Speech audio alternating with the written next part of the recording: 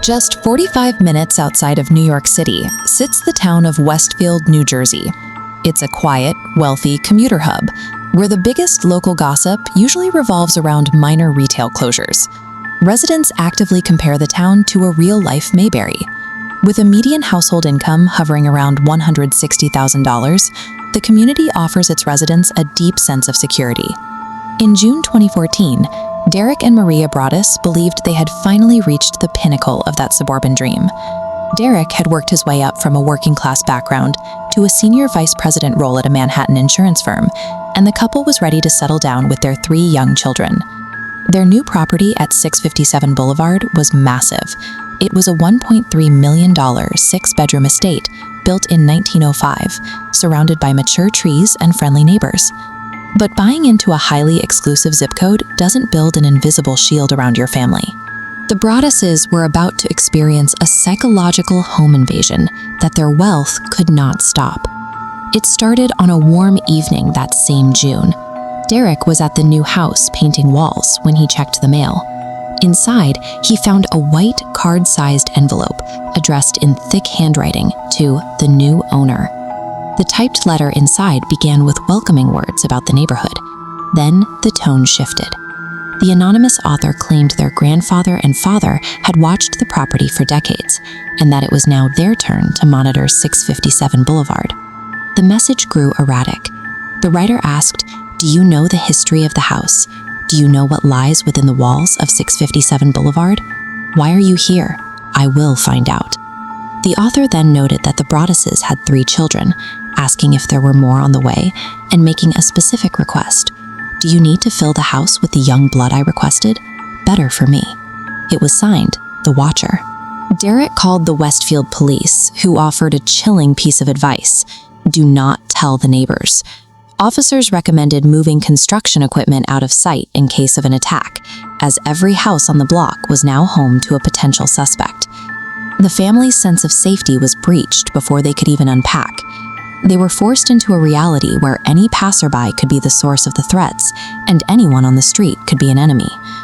2 weeks later, a second letter arrived. Any hope that the first envelope was a cruel, isolated prank vanished instantly.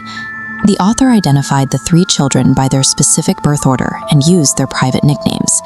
The letter also asked if the daughter who set up an easel on an enclosed porch was the artist of the family.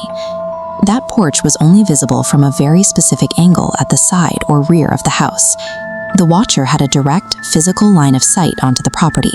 Derek and Maria immediately halted all renovations and refused to bring their kids to the house. The anxiety of being constantly monitored made the property feel like a psychological prison. The stalker never broke a window or picked a lock.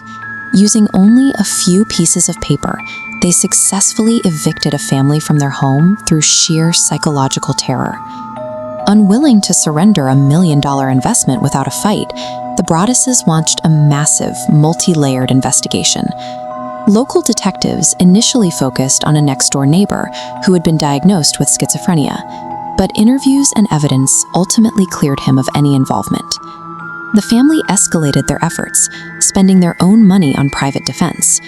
Derek even reached out to the real-life FBI agent who inspired the character of Clarice Starling to run a professional threat assessment on the letters. Forensic testing revealed female DNA on one of the envelopes, likely from the saliva used to seal it. However, the profile failed to match anyone in the suspect's home or yield any active leads. In a desperate search for answers, they hired forensic linguist Robert Leonard to scour local internet forums for speech patterns matching the stalker. Leonard's expertise was highly respected, though he was also notably a former member of the rock band 𝗧𝗵𝗲. A mocking third letter soon arrived, asking, "Where have you gone to?" But by this point, the local community was losing patience. Some Westfield residents began openly accusing the Broadduses of staging a hoax to escape a mortgage they couldn't afford. The family's isolation was complete. The anonymous stalker was hunting them from the shadows, and the very community they sought refuge in had turned completely against them. By 2016, the Broadduses had exhausted their options. They petitioned the local planning board for permission to tear the house down to the ground and subdivide the lot so they could sell the empty land. The town rejected the plan, But the proposal provoked a final, violent letter. The watcher threatened severe physical harm, suggesting car crashes, mysterious illnesses, and breaking bones. It signed off with a blunt command. You wonder who the watcher is? Turn around, idiots. The family finally surrendered. In 2019, after years of paying taxes and a mortgage on an empty house, they sold 𝗧𝗵𝗲 𝗪𝘆 to a new buyer. They took a staggering $440,000 financial loss just to be free. The only financial recovery came from an unexpected source. Netflix bought the rights to their ordeal, turning their localized trauma into a lucrative television series. The ordeal of 𝗧𝗵𝗲 𝗪𝘆 proved a sobering reality about suburban safety. You don't need a physical intruder kicking down your door to destroy your peace of mind.